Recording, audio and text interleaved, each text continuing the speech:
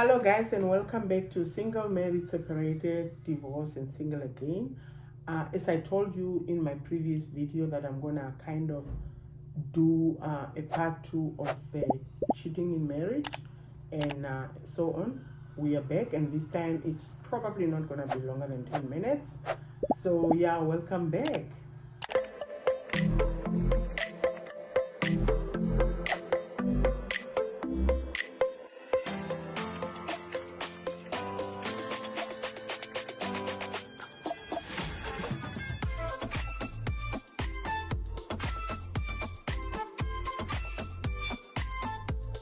Okay, so we're gonna start right away, and I think I don't know. I don't know. I think people's way of thinking change over time. I don't know whether they get traumatized or whatever. But what I shared previously is that a young woman advising other women to keep on, to just forgive their husband and move on even when the husband continue cheating, it's upset. Like, it's what? Like, I feel like that's the worst advice that you can ever give someone. First of all, that kind of advice actually enable the men to actually continue doing that. I was talking to my cousin yesterday and we had the same reasoning. Obviously, we're talking about how from an African culture, cheating is not, it's only bad when it's the woman. But when it's a man, it's actually, you have to manage, like the woman has to manage, you have to forgive, you have to try this and this. And I think that's a lot of BS, guys. Honestly speaking, like, we are in 2026 now, and there's a lot of things that we look back and we say that, oh my goodness, why were they doing this? Why were our parents allowing this, right? Just because your parents go through that or went through that doesn't mean that you have to allow those things. We have to come to a place where we realize that some things that were done in our culture were not good, and it's okay to move away from that. Like, for example, we were talking about African parenting yesterday as well. I was saying that African parenting and Western parenting, all of them has holes deep in it. This one, the children obey because they're afraid of you. This one, the children don't obey because they don't even respect you. This is where there are a lot of, slapping doors, a lot of like a child telling his mother to F up, to shut the F up. All those things are coming from here, the Western parenting, right? But then you have the African parenting where children are just literally obeying for the sake of keeping the peace. They can reason, you can't even talk back. Here you can talk back. Here there's some negotiations happening, and those negotiations are actually so prolonged that the parent actually become frustrated. Like, okay, can you please switch off the light? Why do I have to switch off the light? Why is that needed? Here, when you say switch off the light is already off by the time you ask it to be switched off. So both of it are actually having a lot of holes. So what I usually do, I combine. It's not that easy to combine because you don't know what to choose and pick, but eventually whatever is good for your family, that's what you pick up. Anyway, so based on what I just say now, that's the same with cheating in a marriage, right? But the fact that you are telling people or you are advising people to, especially women, because this advice went out to women, like, women, we don't have much men, you will not find another man, it's hard to be able to get a better man than the one you have. What? So what you are saying is that a man can literally cheat, all I have to do is to forgive. And that's why I'm saying it differs. Like, if a man comes out and say, oh, this happened, we were on our adventure camp with the boys, and then this happened, I ended up sleeping with Leah, or whatever, I'm just using an example, I don't even know who Leah is.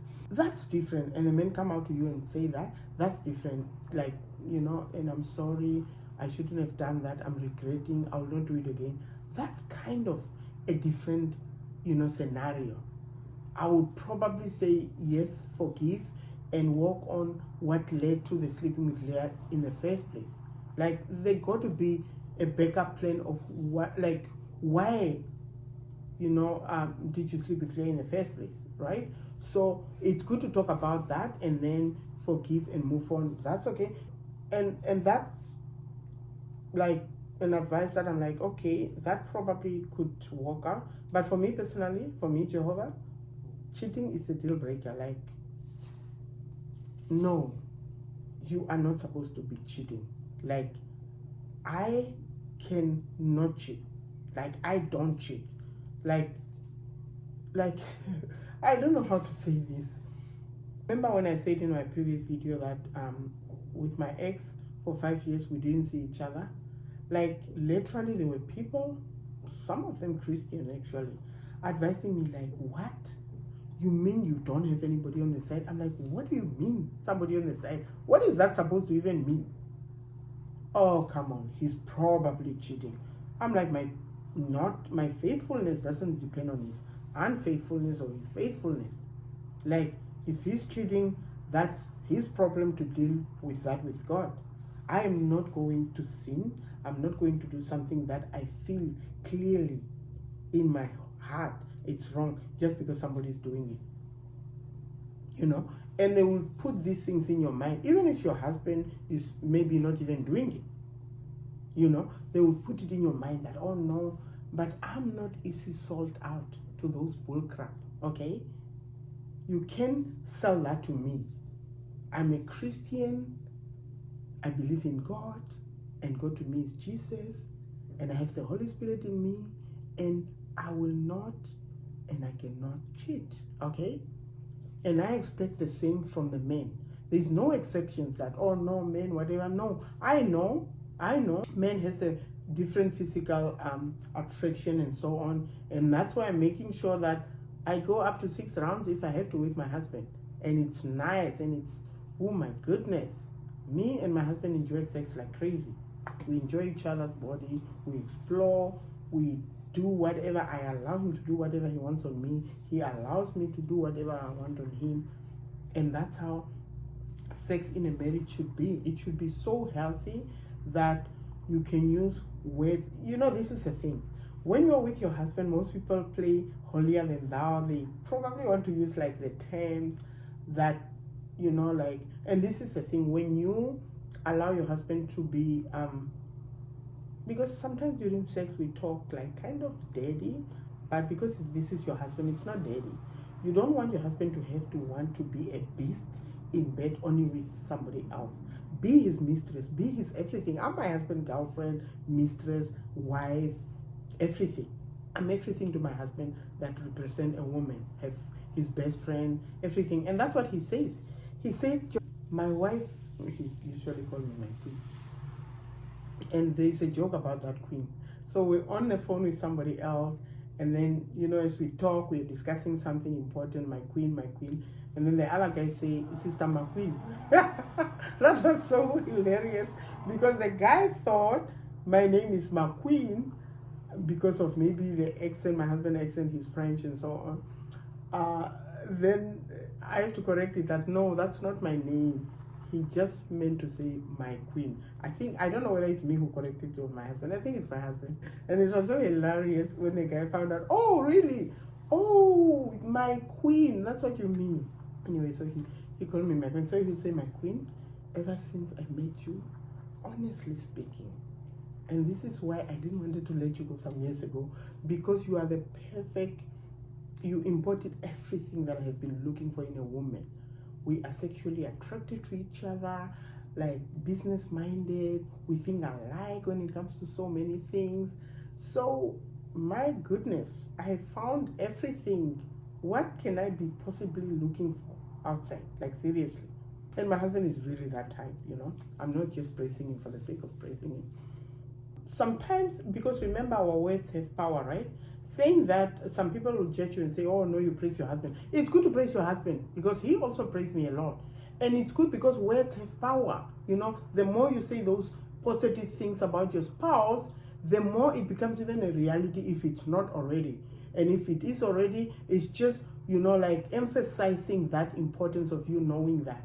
A man who knows that you know that he's faithful, it's easy for him to continue staying faithful. And like, that's why suspicions can actually cause cheating, to be quite honest.